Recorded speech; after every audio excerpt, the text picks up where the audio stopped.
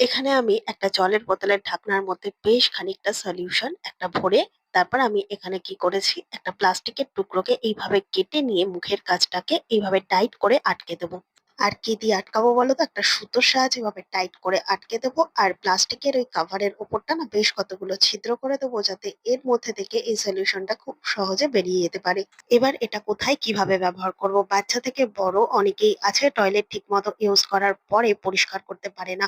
একবার ফ্ল্যাশেই কিন্তু হয়তোবা পরিষ্কার হচ্ছে না বা বারবার হাত লাগানো, ব্রাশ লাগানো ঝামেলা ছাড়াই টয়লেটকে কিভাবে জীবাণুমুক্ত রাখতে হবে, সাথে ডিসইনফেক্টেড আর পরিষ্কার রাখতে হবে, তার জন্য এই সলিউশনটা বানিয়ে নিয়েছি। কি করব, ফ্ল্যাশ বক্সের ভিতর এই সলিউশনটাকে এইভাবে দিয়ে আর সুতোটাকে দিয়ে দেবো ঢাকনাটা বন্ধ করে উপর দিকে। এবার ফ্ল্যাশ করার সাথে সাথে খুব সুন্দর মতো ফেনা দিয়ে কিন্তু টয়লেটটা পরিষ্কার হবে। কিভাবে তৈরি করলাম? নিয়ে নিয়েছি একটুখানি ডিটারজেন্ট আর টুথপেস্ট একসাথে ভালো করে মিশিয়ে একটা ঢাকনার মধ্যে ভরে নেবো।